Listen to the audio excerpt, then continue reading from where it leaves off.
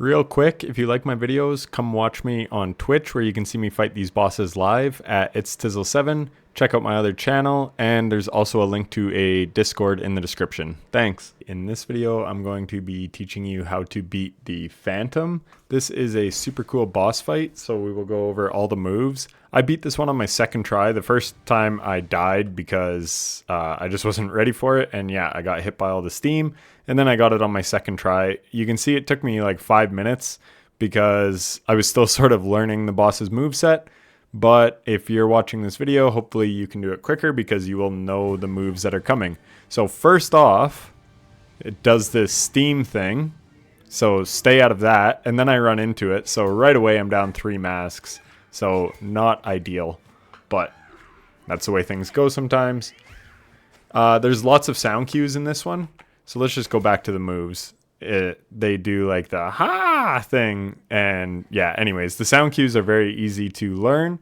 So basically this is a lot like Hornet in the first game, or maybe like Lace, where they throw out their weapon, but instead of drawing the weapon back, normally when that happens you would jump up, do a hit, they draw the weapon back, then you do another hit. In this case, they go toward the weapon when they throw it.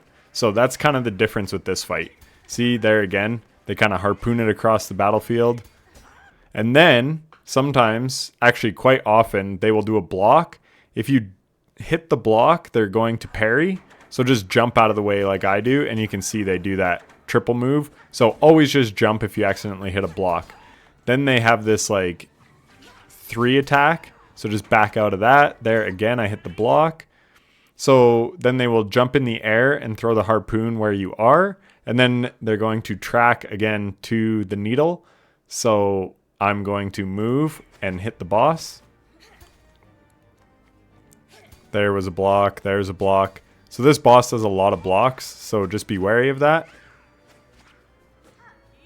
So yeah, like I said, I was really taking my time because I hadn't really done this fight. I showed up.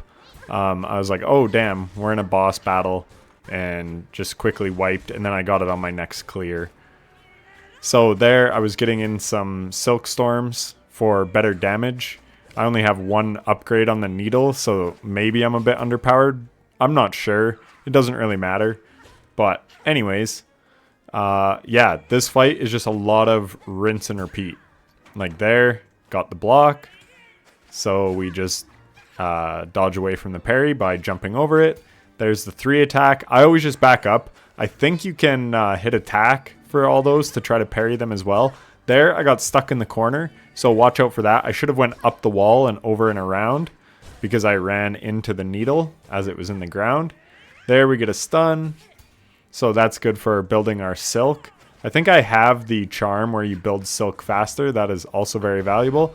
After you do so much damage, the boss does that slam attack, and then you'll see they do that slam attack a bunch more later in the fight. But yeah, this one's all just about being patient. There, I don't track it very well. I kind of got pinned in the corner. We get a nice heal just before taking damage. This boss, I think, only does 1 damage, other than maybe that slam attack. So that's kind of nice because lots of bosses in this game do 2.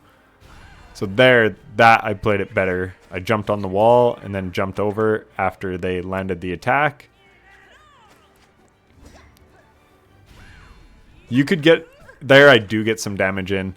So I could have been playing closer here. And then as soon as this goes away, I can move in there and get 1 to 2 attacks. But they do follow up quite quick. So maybe just 1 attack.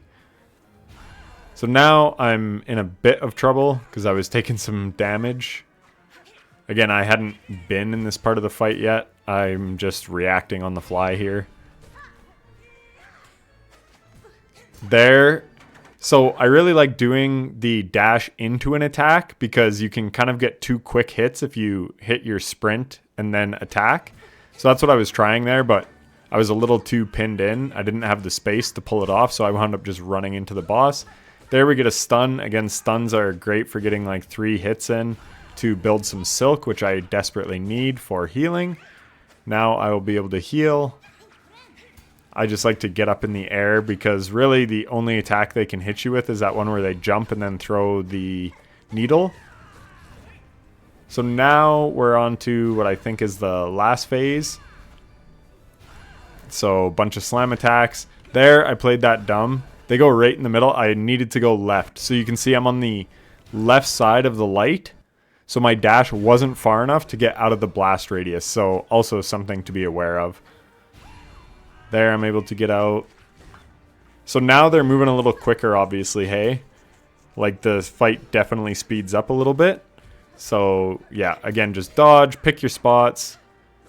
But I didn't find this fight bad at all, like I said. It was essentially my first try, because I wasn't ready for a boss fight, but I got it on the next go. And, yeah, like I said, the telegraphs, it's very telegraphed, the attacks. There's lots of time to maneuver around. I know I did take a lot of damage, but that is what it is. Trying to play as aggressively as I can too, to just kind of speed the boss fight up. But yeah, you could do this one for 20 minutes and probably just be fine. There, I was a little early, so that was dumb. Took damage I didn't need to, but it's okay.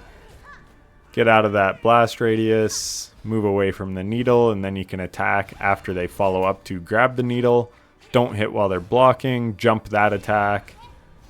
When they do that slam, you can get an attack in, and then there again, you can get an attack in when they go to collect their needle. So right there, I was ready for it. And then this, I had no idea. So here's the thing, I actually use a PlayStation controller, so I'm glad I hit the proper button, because that's R1 for me.